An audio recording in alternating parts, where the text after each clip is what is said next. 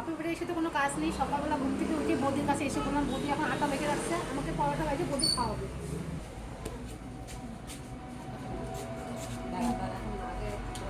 মুখ মুখ দেখাবে যেটা পরোটা বানাচ্ছে, গরম গরম পরোটা হয়েছে আমাকে দিবে।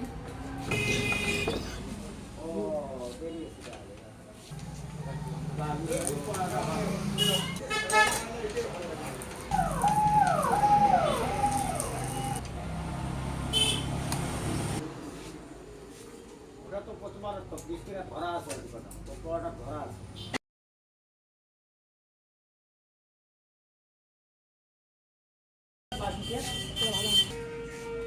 ফুলকপি দিয়ে ঘুগনি বানাইছে বৌদি।